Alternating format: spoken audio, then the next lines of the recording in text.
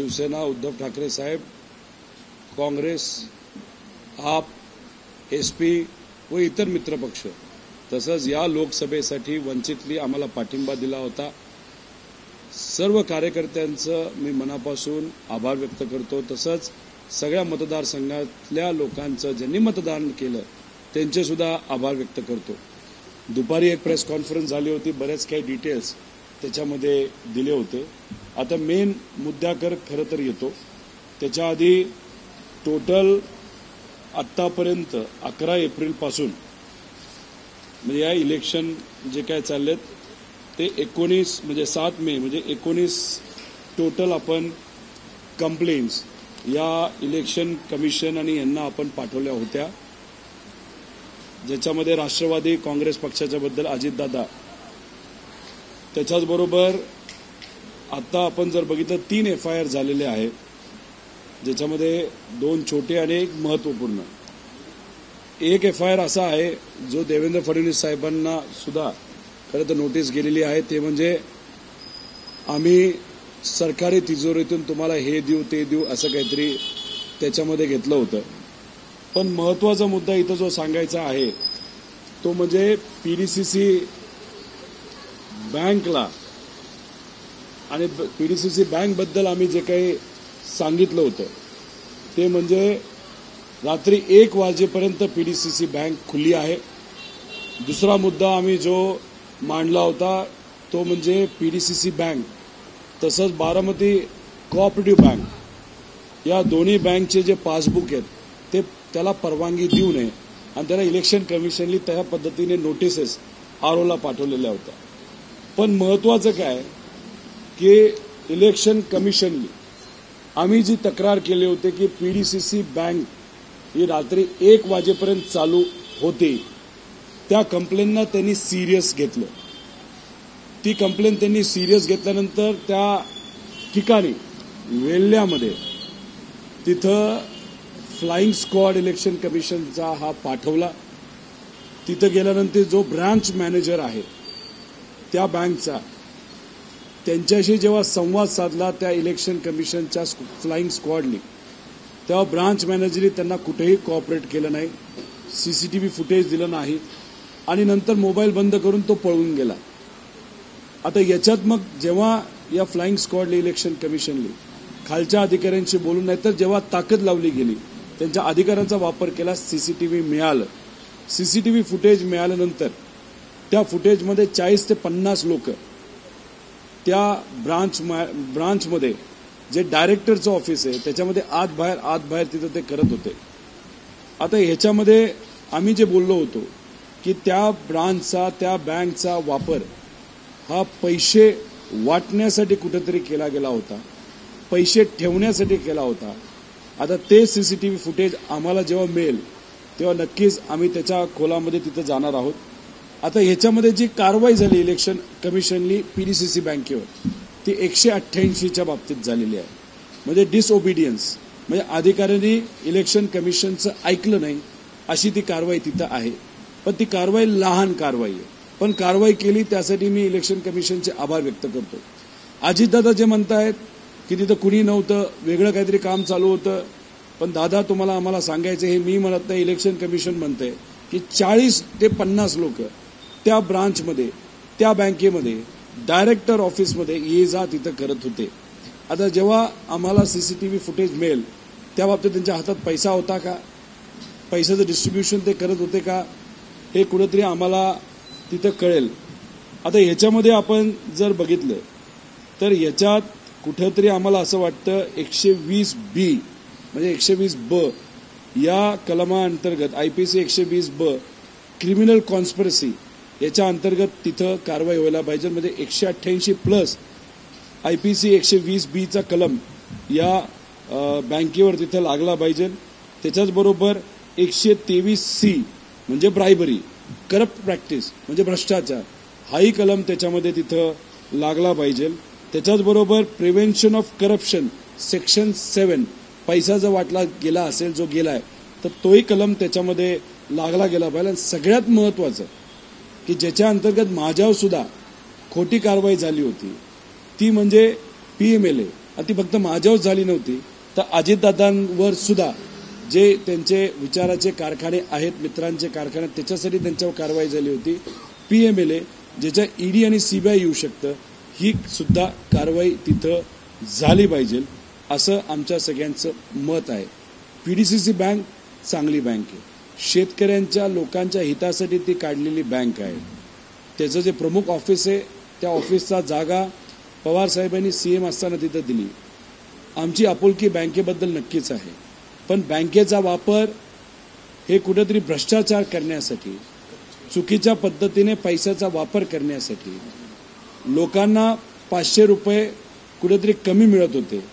म्हणजे जेव्हा लोक जात होते म्हणत होते आम्हाला 500च्या नोटा द्या, तेव्हा तिथं मिळत नव्हत्या. आणि इथून 500च्या नोटाचा वापर जर झाला असेल, मग ही जर शेतकऱ्याच्या हिताची बँक आज नको त्या गोष्टीसाठी स्वतःची बँक असल्यासारखं, जर तिथे असणारे चेअरमन, तिथे असणारे ठराविक जे डायरेक्टर आहे ते सुद्धा अजितदादांच्या मार्गदर्शनाखाली ही प्रायव्हेट बँक असल्यासारखे जर ते वापरत असतील तर हे योग्य नाही. ही सहकारी बँक आहे, शेतकऱ्याची बँक आहे. त्याच्याच बरोबर आपण जर बघितलं, याच बँकेने पुणे जिल्हा बँक असताना सुद्धा सांगली जिल्ह्यामध्ये जे इतर कारखाने आहेत ज्याच्यावर ईडीने कारवाई केली होती, जसं जरांडेश्वर कारखाना, त्याला 700 कोटी रुपये हे दिलेले आहेत. म्हणजे ही PDCC बँक ही प्रायव्हेट बँक म्हणून ते वापरत आहेत, ज्याच्यात राजकारणासाठी सुद्धा याचा वापर केला जातोय. त्यांच्या कर्मचाऱ्यांचा वापर या इलेक्शनमध्ये मोठ्या प्रमाणात केला होता. तसंच पैसे वाटण्यासाठी या बँकेचा वापर केला होता. त्याच्याचबरोबर व्यक्तिगत विचाराच्या कारखान्यांना कार्यक्षेत्राबाहेर निधी तो सुद्धा 700 कोटी रुपये देण्यासाठी असा तिथं वापर हा झाला होता. त्यामुळे या बँकचा नको त्या गोष्टीला वापर झालेला आहे. चेअरमनवर कारवाई ही शहानिशा करून तिथं झाली पाहिजे. जो डायरेक्टर वेल्लेला आहे त्यांच्या मार्गदर्शनाखाली तिथं ब्रांच चालते, त्यांच्यावर सुद्धा शहानिशा करून तिथं कारवाई झाली पाहिजे. आणि जे सेक्शन आम्ही सांगितले ते सर्व सेक्शन या चेअरमनवर, त्या डायरेक्टरवर, बँकेवर हे लागले पाहिजे. आणि हे जे सर्व डायरेक्टर आहेत जे मार्गदर्शक आहेत प्रमुख, जे प्रायव्हेट बँक सारखे ही बँकला वापरतात, तिथं कुठेतरी येत्या काळामध्ये योग्य अशा यंत्रणेच्या माध्यमातून या सर्व संचालकांना तिथं कुठेतरी चर्चा करून इन्व्हेस्टिगेशन हे झालं पाहिजे असं आमच्या सगळ्यांचं मत आहे. त्याच्याचबरोबर अनेक मोठे नेते जे स्वतः कदाचित वयाली मोठे आहेत, अनुभवाली मोठे आहेत, ते असं म्हणत होते की या नवीन बच्चांना हे इलेक्शन हँडल करता येणार नाही. मला त्यांना अभिमानाने सांगायचे की आम्ही, म्हणजे ज्यात मी एकटा नाही, हे सर्व पदाधिकारी, तालुक्याचे पदाधिकारी, जे जिल्हा लेवलचे पदाधिकारी, त्यांनी सगळ्यांनी मिळून हे इलेक्शन सुंदर पद्धतीने हँडल केलं. फक्त मी खडक वाचल्याबद्दल सांगतो, ज्याच्यामध्ये कदाचित काही लोकांना आत्मविश्वास होता 1,00,000 मताधिक्य हा महायुतीला मिळेल असं काही पदाधिकारी त्यांचे बोलत होते. त्याच्यामध्ये टोटल बूथ हे 515 आहेत आणि त्याच्यामध्ये आमचे 6 वाजता सकाळी 95% बूथवर हे पोलिंग एजंट पोचले होते. 6 वाजता, 7 वाजता तिथं मतदान सुरू होणार होतं, म्हणजे 6ला पोचले होते 95%ला.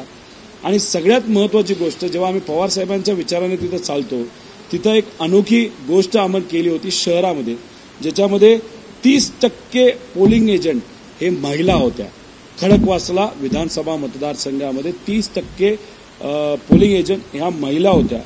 त्याच्याचबरोबर आपण जर बघितलं तर तिथे जेव्हा 7 वाजता तिथं आमचं हे संपलं मतदान, तर तिथं 7 वाजेपर्यंत म्हणजे आत्तापर्यंत 100% बूथचे एजंट हे तिथं उपस्थित होते.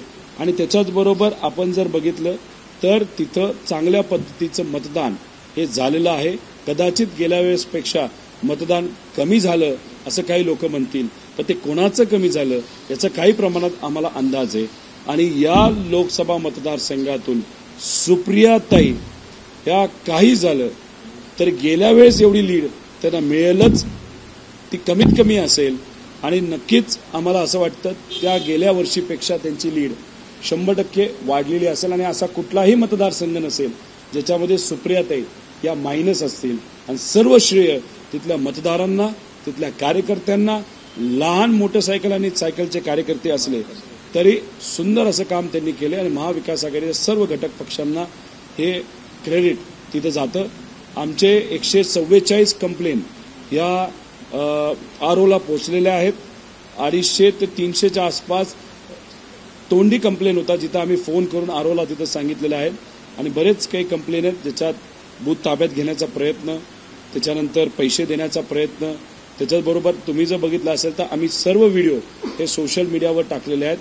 दुपारची प्रेस कॉन्फरन्स झाल्यानंतर सुद्धा अनेक व्हिडिओ हे पैसे वाटतानाचे, त्यांच्या पदाधिकाऱ्यांचे हे सोशल मीडियावर आम्ही टाकलेले आहेत. लोकांना कळलं पाहिजे की धनशक्ती विरुद्ध जनशक्ती होती आणि जनशक्तीचा विजय हा 100% होणार, कारण का त्याचा झालाच पाहिजे. नाही तर लोकांचा आत्मविश्वास कुठेतरी ढासळेल की पैशाशिवाय राजकारणात राहता येत नाही.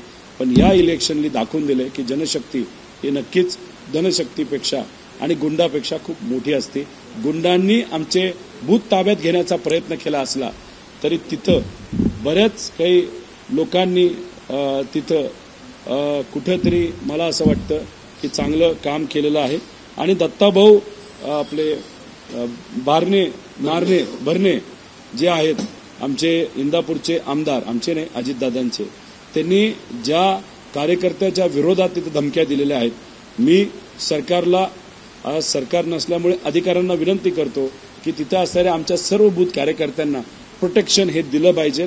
ज्या ज्या कंप्लेन आम्ही केलेल्या आहेत त्या ठिकाणच्या आमच्या कार्यकर्त्यांना कुणी साधा हात तरी लावला त्याला पूर्णपणे तिथं असणारे अजित दादा मित्रमंडळाचे तिथले स्थानिक आणि राज्य लेवलचे तसंच जिल्हा लेवलचे नेते हे पूर्णपणे जबाबदार असतील. त्यामुळे आमच्या कार्यकर्त्याला कुणीही हात लावायचा नाही आणि जर हात लावला तर आम्ही सोडणार नाही. एवढंच या ठिकाणी सांगतो, थांबतो. बरं, काय अजून 188चा गुन्हा दाखल झालेला आहे, पण डिसओबिडियन्स झालेला आहे. आमचं मत आहे की अजून जास्त आयपीसीचे कलम हे लावावे लागतील आणि पीएमएलए ऍक्ट सुद्धा याच्यामध्ये लागू होतो, कारण पैशाची अफरातफर तिथे झालेली आहे. ते बँकेचे पैसे होते का व्यक्तिगत काही नेत्यांचे पैसे होते, पार्टीचे पैसे होते, ते सीसीटीव्ही बघितल्यानंतर ऑडिट केल्यानंतरच आपल्याला कळेल. आणि जर अशा पद्धतीने पैशाचा वापर जर मतं विकत घेण्यासाठी काही लोक करत असतील तर पीएमएलए हा किक इन होतो, लागू होतो आणि त्याच्यामध्ये ईडी आणि सीबीआय नक्कीच इन्व्हॉल्व्ह होऊ शकते. त्यामुळे आज 200 पेक्षा जास्त कोटी रुपयाचा वापर हा सुप्रियाताईंना पाडण्यासाठी केला असं अनेक लोकांचं मत आहे. असं आपल्याला कुठेतरी बोलावं लागेल.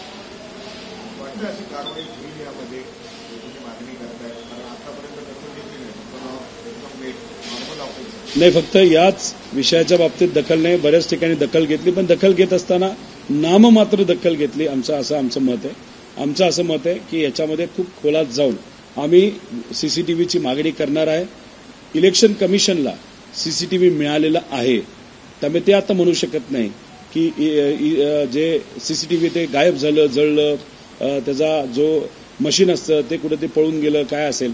इलेक्शन कमिशनला हे मिळालेलं ते 2 कॉपी आहेत, एक इलेक्शन कमिशनकडे आणि एक बँकेकडे. त्यामुळे आम्हाला ती द्यावीच लागेल, कारण आम्ही ती कंप्लेंट केली होती आणि उद्या जाऊन कदाचित ते काही थातुरमातुर कारण हे देऊ शकतील. त्यामुळे दादांना मला सांगायचंय, दादा माझा स्वभाव थोडासा वेगळा आहे.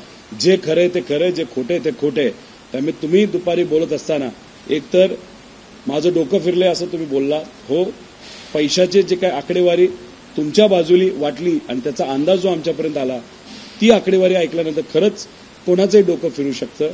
2, हे जे काही बँकेच्या बद्दल मी सांगितलं तर तुम्ही म्हणलात असं काही झालं नाही. सीसीटीव्ही चेक करा. सीसीटीव्ही हा इलेक्शन कमिशननी चेक केला आणि त्यांचं मत आलं, त्याच्यामध्ये नक्कीच काही ते काळं बेरं आहे. माझ्यावर विश्वास नसेल तर इलेक्शन कमिशनवर तरी विश्वास ठेवायला काही हरकत नाही.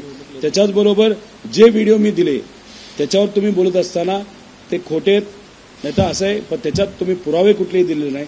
आम्ही उलट पुरावे सकट व्हिडिओ तिथे दिलेले आहेत आणि त्याच्यामध्ये तुमच्याच नेत्यांची मुलं, नातेसंबंध, कार्यकर्ते, पदाधिकारी हे त्या व्हिडिओमध्ये आपल्याला दिसत आहेत. त्यामुळे आम्ही कुठेही खोटेपणा केलेला नाही. जे काय खरंय ते आम्ही लोकांपुढे आणलेलं आहे आणि ते लोकांना मान्य आहे असं आमचं सगळ्यांचं मत आहे.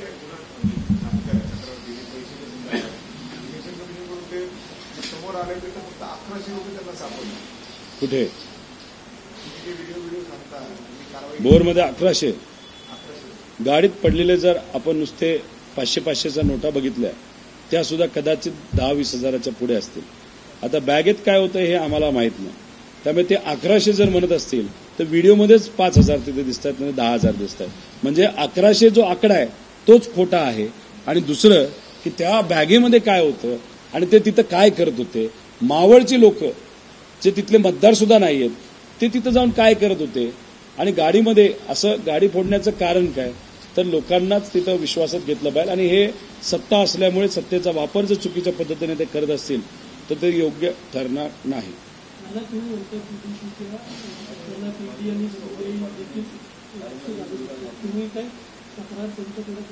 केली ऑलरेडी.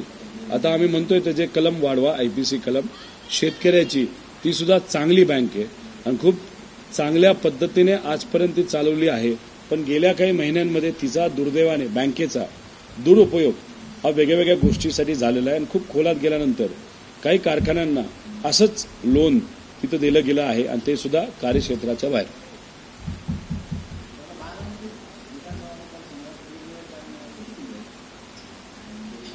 तसं बघितलं तर आमची अपेक्षा गेल्या एवढी आहे.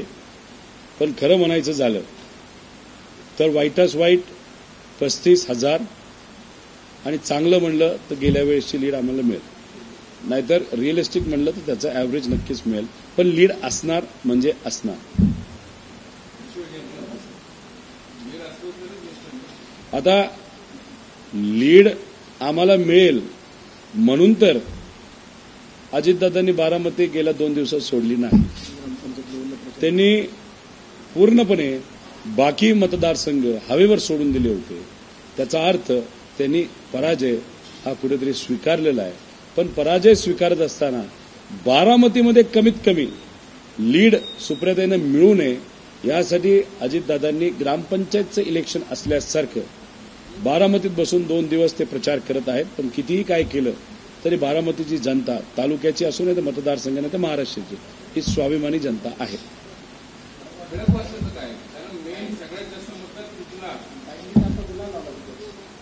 100% गुलाल आम्ही खडकवासल्याला नक्कीच तिथं जास्त असू.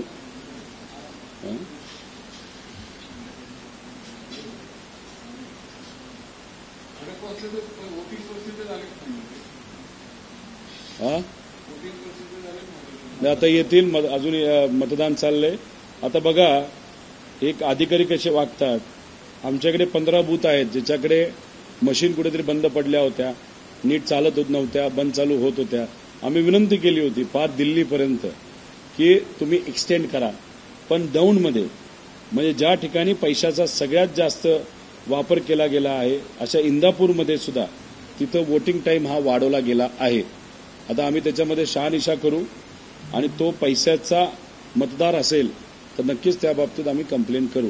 पण इंदापूरमध्ये कुठेतरी वोटिंग टाइम वाढवलंय काही ठराविक बूथवर असं कुठेतरी जाणवतं. म्हणजे दुर्दैव असं आहे की काही अधिकारी अजून सुद्धा हे जे लोक सत्तेत आहेत त्यांचं ऐकतायत. पण जे लोक चुकीच्या पद्धतीने आज वागलेत त्याची नोंद आम्ही नक्कीच ठेवू. जेव्हा आपल्या आणि सामान्य लोकांच्या विचाराचं सरकार येईल त्या नोंदीचं काय करायचं हे त्यावेळेस आम्ही ठरवू. एबीपी माझा, उघडा डोळे बघा नीट.